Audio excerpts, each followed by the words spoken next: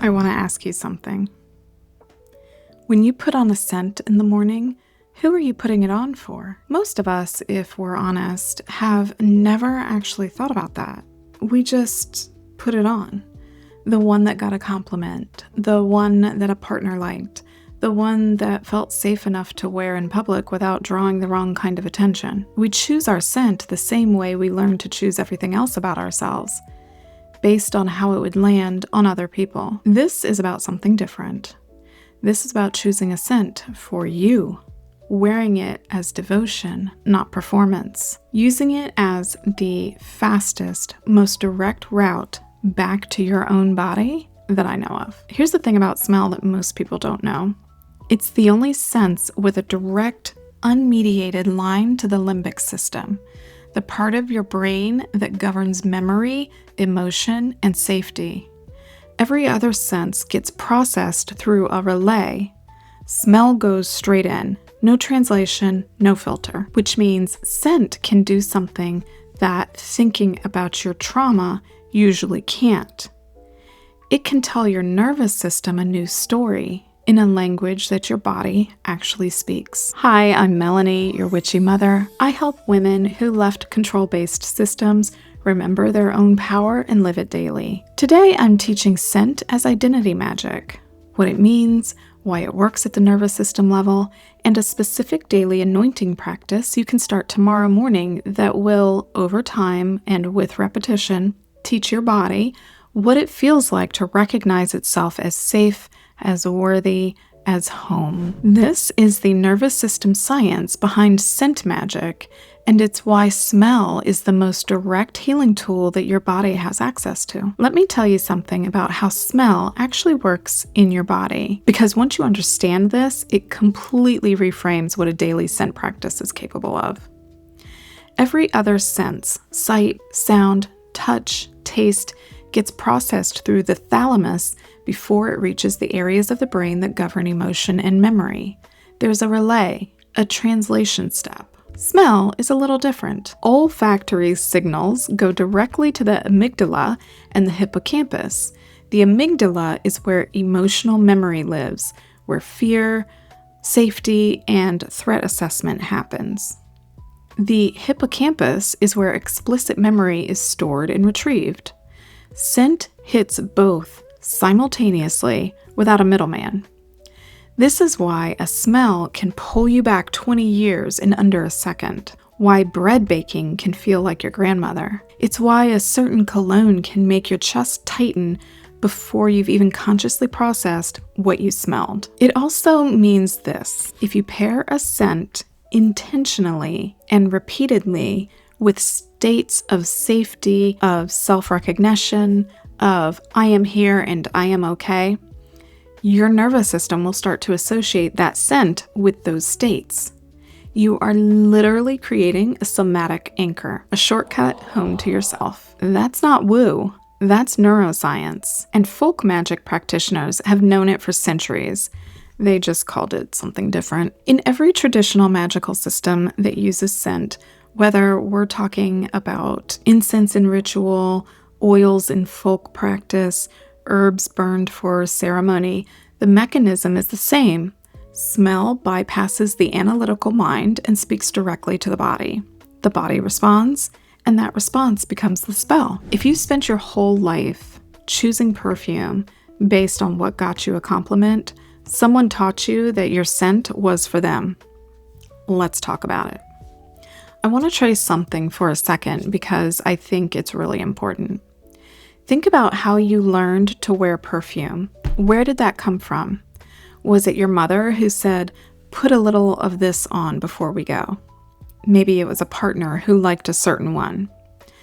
A bottle you bought because someone told you it smelled good. For most women, especially women, who came up in religious households where your body was primarily discussed in terms of modesty and service to others, scent was never framed as something personal.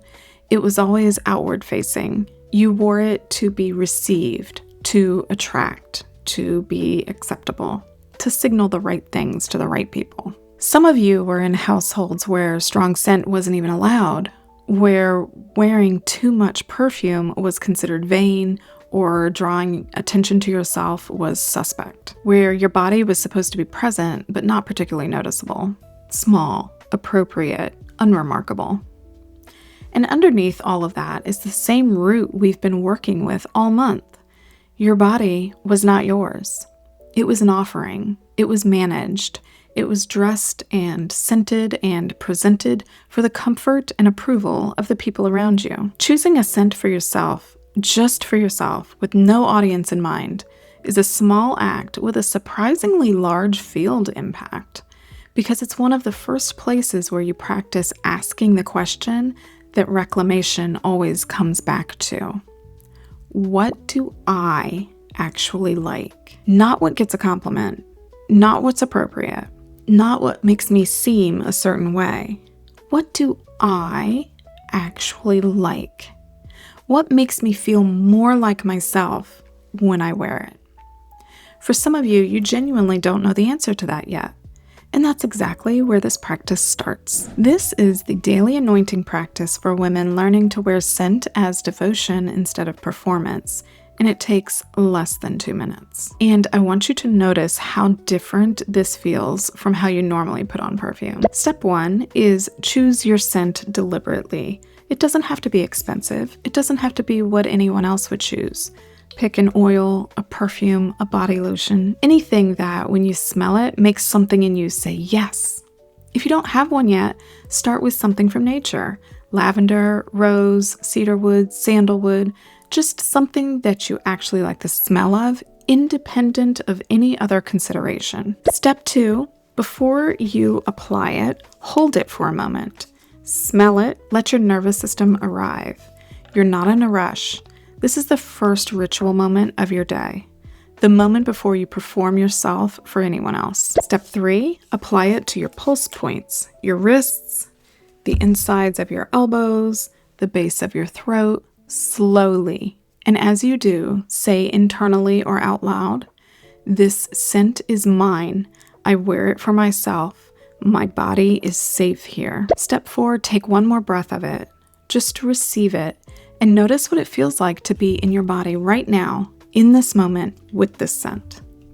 That's it. 2 minutes. Do it every single day. What you are building over time is a somatic anchor.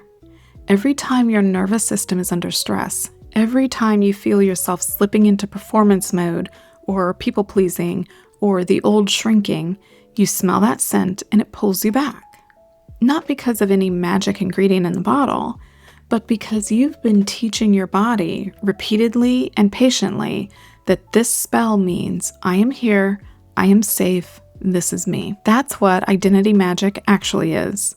It's not a one-time ritual. It's the accumulation of small, daily choices to associate something sensory with the truth of who you are, until your body learns it well enough to run it without you thinking about it. I want to give you some guidance on choosing your scent if you're starting from scratch, because I know some of you have never actually done this before, chosen something purely based on your own response to it. Start by going to a candle shop, a natural grocer, anywhere that has a range of essential oils or fragrance samples, and just smell things.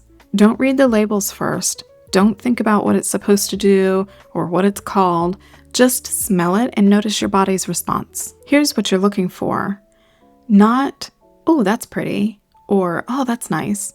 You're looking for the ones where something opens inside of you, where your chest expands slightly, where you breathe a little deeper without deciding to. That involuntary response is your body saying yes.